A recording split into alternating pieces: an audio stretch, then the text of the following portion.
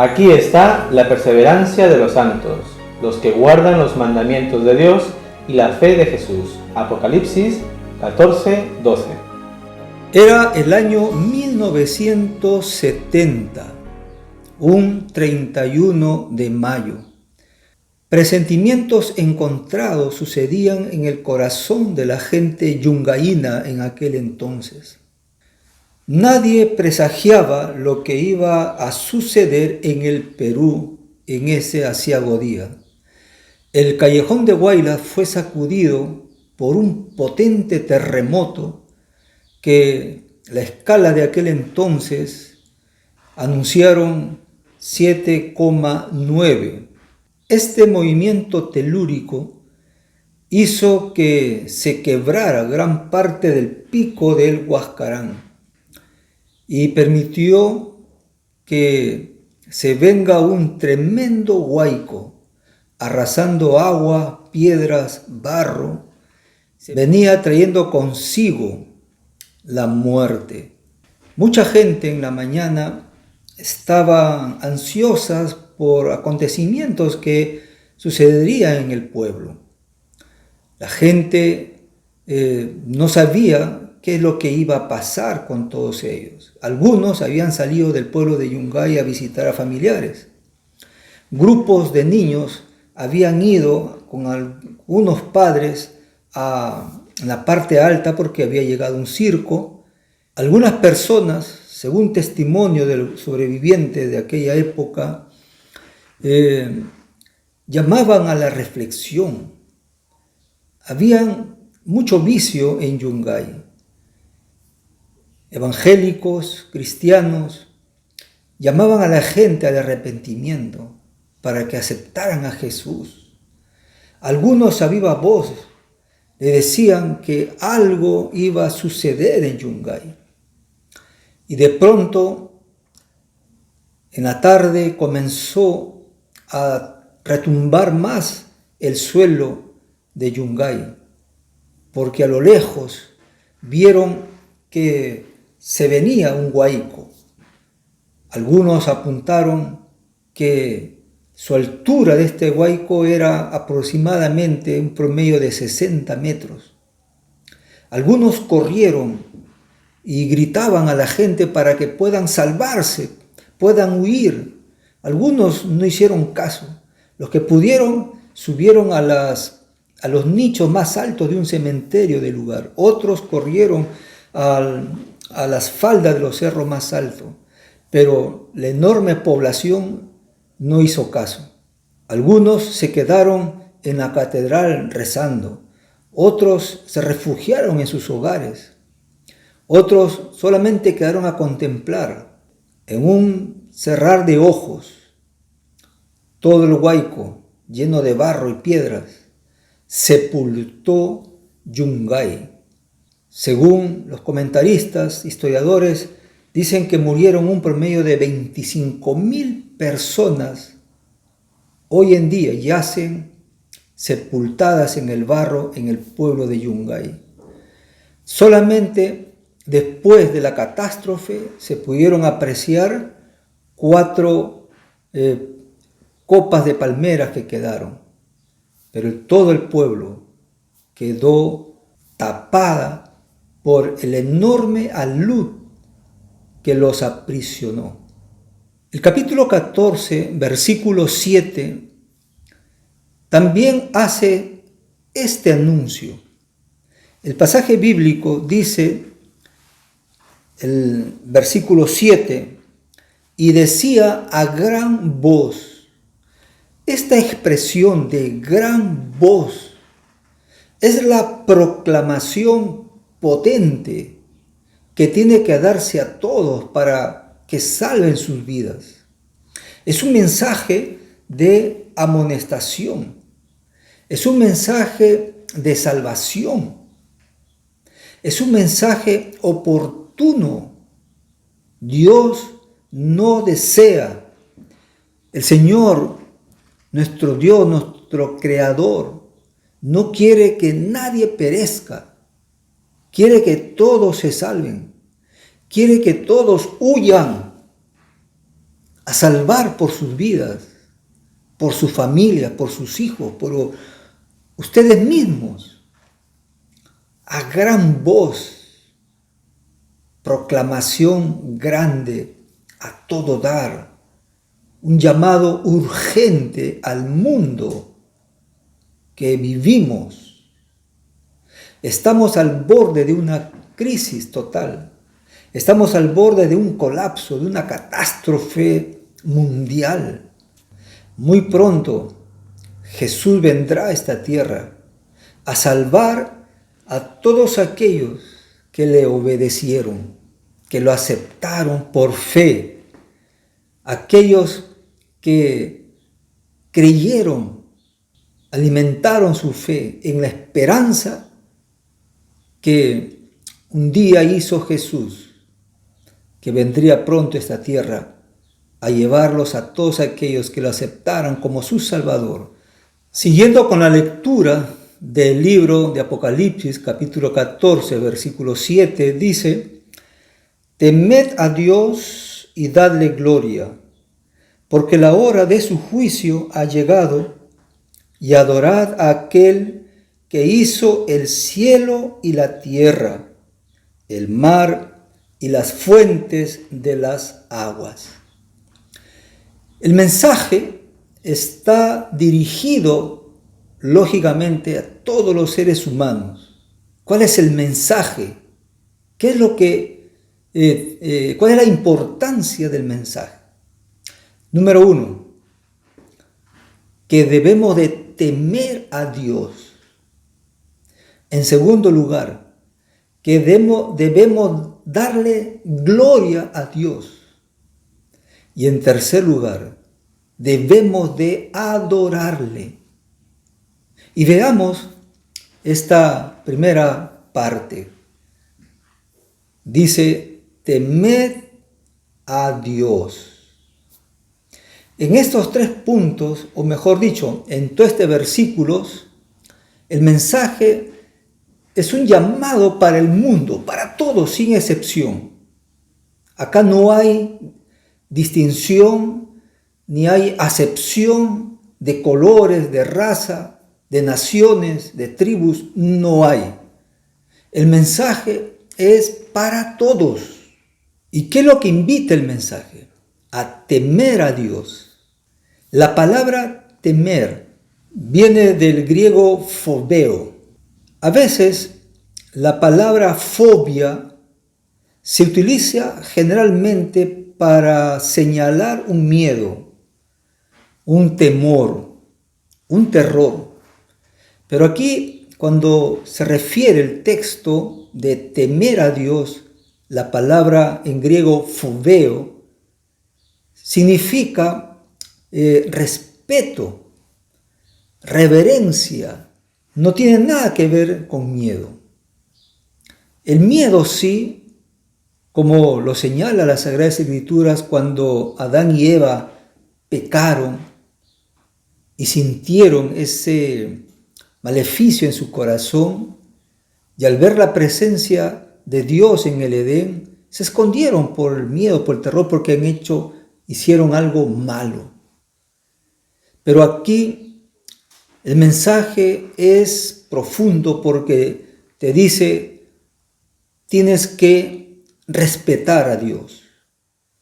Es un Dios maravilloso, un Dios grande, que no necesita ser pisoteado, que no necesita ser olvidado, que la humanidad no puede dejar atrás a Dios.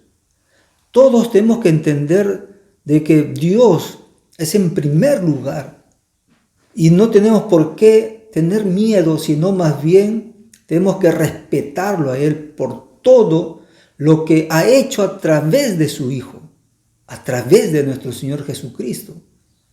Por lo tanto, cuando el texto bíblico dice temed a Dios, está también queriéndonos decir: oigan, acérquense a Dios sin ningún temor, sin ningún miedo. Acércate con debido respeto. Has cometido errores en la vida. Has cometido pecados, has violado su santa ley. Reconócelo, pero acércate a Dios. Comienza a respetar a Dios. Si antes no lo hacían, pues ahora, hoy es el mensaje final, es el mensaje oportuno, es el mensaje de misericordia, es el mensaje de consolación, de llamado, de redención que está haciendo Dios a la humanidad. Porque estos mensajes son mensajes de un momento especial. Ya no va a haber otro mensaje. Y como ya no hay otro mensaje, y como vivimos en los últimos tiempos, y como Dios está haciendo un esfuerzo, un llamado a los seres humanos, entonces tenemos que acercarnos a Él con respeto, con reverencia, con humildad al Señor. El mundo se está hundiendo cada vez más. El mal, el pecado, la iniquidad están destruyendo la mente de los seres humanos para irse mayormente entregados a los vicios, a la idolatría, a no adorar al verdadero Dios. Han inyectado en la mente de la juventud de los seres humanos que no necesitamos de Dios, que nosotros tenemos también fuerza, poder para hacer muchas cosas. Y poco a poco Dios está siendo destronado del corazón de la humanidad. Ese es el mensaje. La segunda palabra es dar gloria a Dios. La palabra gloria en griego es doxa. Muchas veces tú habrás escuchado la palabra doxología, ¿verdad? Y cuando tú has escuchado la palabra doxología, tú has podido apreciar un programa dedicado en honor a Dios. El culto, las alabanzas, el programa en sí, los cantos, el mensaje, la santidad, la música, todo. Y cuando hacemos esta doxa, estamos nosotros, sin duda, rindiéndole honor, estamos rindiéndole alabanza, homenaje a Dios. Porque la gloria de Dios tiene que ver con su presencia. Un día, Moisés le dijo a Dios: Señor, por favor, muéstrame tu gloria. Quiero conocer tu gloria. Y Dios pasó por delante de Moisés. Y cuando Moisés vio, exclamó: Dios grande y misericordioso, tardo para la ira, grande en misericordia. Y en el libro de los Romanos, en el capítulo 3, versículo 23, que por nuestros pecados nosotros hemos sido destituidos de su gloria. La gloria de Dios tiene que ver con su portentosidad, con su majestuosidad, tiene que ver con su presencia, tiene que ver con su iluminación, tiene que ver con su fulguridad, tiene que ver con lo divino que Él es, de un Dios grandioso, maravilloso, poderoso. Y cuando el texto dice: denle gloria a Dios, denle alabanza, en otras palabras, a esa majestuosidad, rindámosle honor, reverencia. En el libro de Salmo, en el capítulo 115, versículo 1, dice lo siguiente: no a nosotros, Jehová, no a nosotros, sino a tu nombre da gloria, por tu misericordia, por tu verdad. El profeta Isaías, en el capítulo 42, versículo 12, señala lo siguiente: den gloria a Jehová y anuncien sus loores en las costas. Temed a Dios y dadle gloria. Y noten la expresión siguiente: porque la hora de su juicio ha llegado. ¿Qué tiene que ver el juicio en este pasaje bíblico? Aunque, claro, esta palabra juicio, este acontecimiento, lo vamos a ver en la próxima lección, en el próximo estudio. Hoy solo quiero mencionar que en la palabra juicio hay dos expresiones fundamentales. La primera es la palabra juicio, que se traduce según el griego crisis, que es lo que estamos viendo en este capítulo 14, versículo 7 de Apocalipsis. Y la otra es la palabra crima, que lo encontramos en el capítulo 17, versículo 1. La palabra crisis o juicio que vemos en este momento de estudio es el momento en que se está llevando este proceso judicial, que ya se inició, que ya lo estamos viviendo. La experiencia se está llevando en el cielo.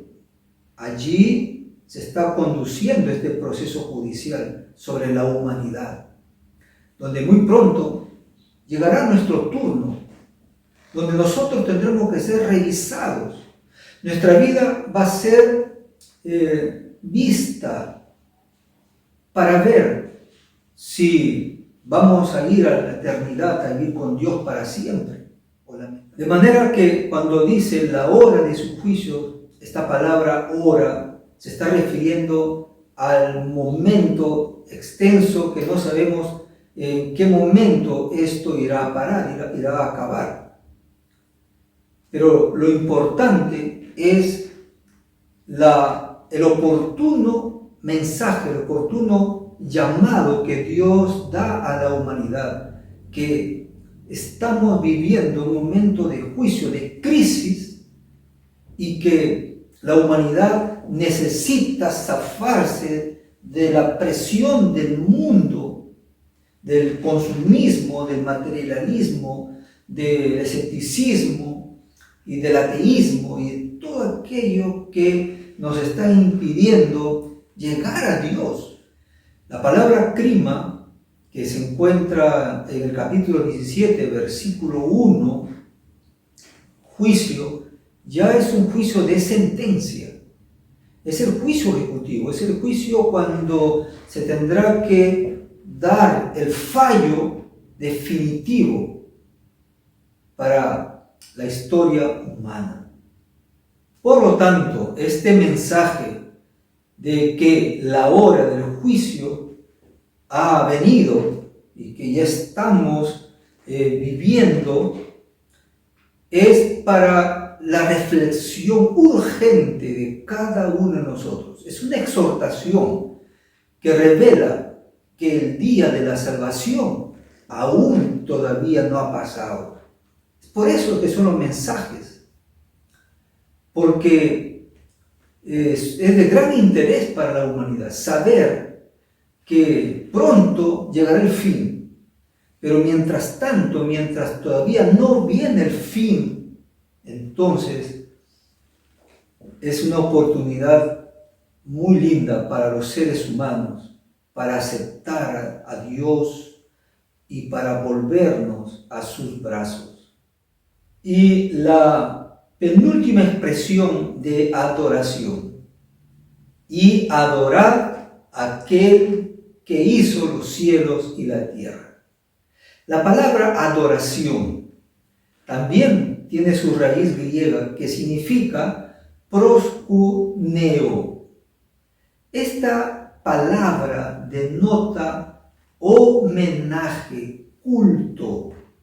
Es de rendirle todo lo que podamos hacer de santidad, de lo mejor para nuestro Dios. Adorarle, rendirle culto, porque Él se lo merece todo. Recordamos en el capítulo 3 del libro de Daniel, cuando el rey Nabucodonosor hizo construir una tremenda estatua de oro puro y señaló que al sonido de los instrumentos musicales de aquella época, todo el mundo, todos los habitantes de aquel entonces debían de postrarse, de rendirle culto, de adorarle a esa estatua, a esa imagen. Cuando sonó los instrumentos, todos se postraron para adorar a esa estatua. Y solamente 3 jóvenes hebreos, conociendo que solamente se le debe adorar a Dios, no se postraron. Y ya sabemos la historia, qué es lo que pasó con ellos. La palabra de Dios enseña que no se le debe adorar a ningún objeto, llámese de madera, de yeso, de papel, de fierro o de cualquier otro objeto que se pueda construir y rendirle homenaje a esa imagen, porque es una idolatría. Y Dios reclama en sus mandamientos: no tendrás dioses ajenos delante de mí, no te inclinarás a ellos, ni lo honrarás. Esa es la expresión contundente de nuestro Dios en su ley, en los primeros mandamientos. Más aún todavía, la Biblia no enseña que debemos de adorar a los ángeles. Los ángeles mismos no permitieron ser adorados. Peor, los seres humanos. Ningún apóstol permitió que sea adorado. En esta tierra no se debe adorar a nadie como objeto de culto, como objeto de santidad. Dios reclama que Él es el único que debe ser adorado. No existe otro objeto, otro ser que debe ser adorado. El diablo siempre ha querido tener esa supremacía. Satanás siempre ha querido tener esa prerrogativa que solamente le corresponde a Dios y nadie más.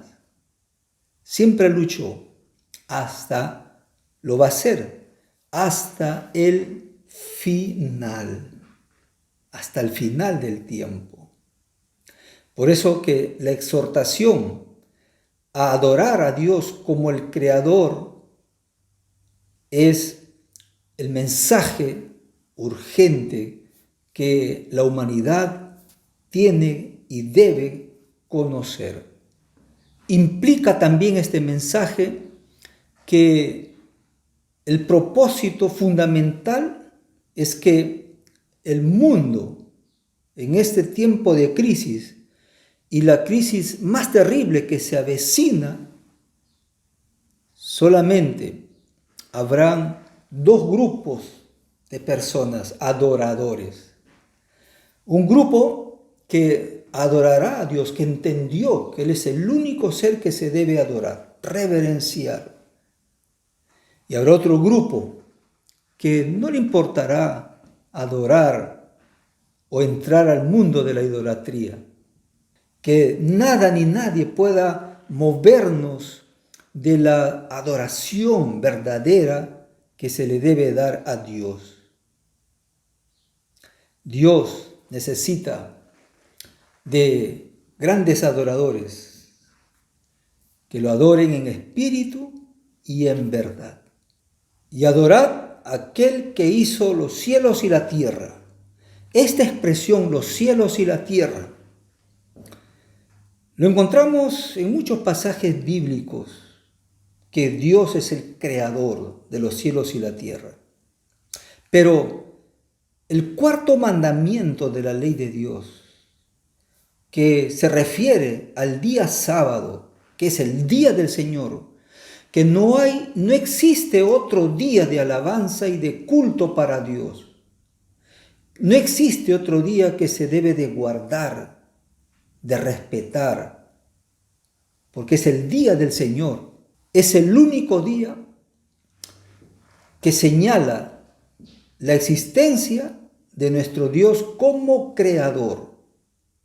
Si la humanidad hubiese guardado el día sábado, si en este momento la humanidad guardara el sábado, no hubiese existido el materialismo, el escepticismo, el ateísmo, peor aún, el evolucionismo. Estas filosofías, sobre todo la evolución, el diablo ha pretendido a través de estas tesis, a través de estos temas, siempre ha pretendido que la humanidad rechace a Dios.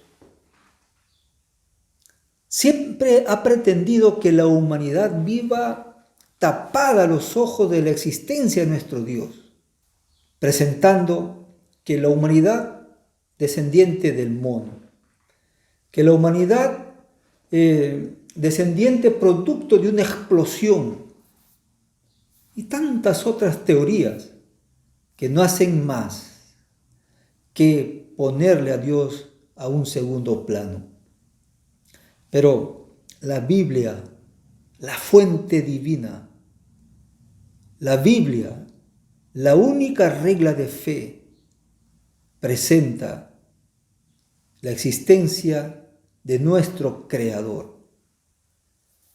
Pero al final de tiempo, el día sábado, será de especial controversia en la humanidad. Adoradores del día sábado y adoradores del día domingo. Se avecina una gran crisis final. Las Sagradas Escrituras presentan estos acontecimientos que vendrán dentro de muy poco tiempo. Las Sagradas Escrituras presentan una nación poderosa, pequeña, pero poderosa, en el aspecto religioso y también civil. Tendrán poderío para hacer que la humanidad los adore a ellos.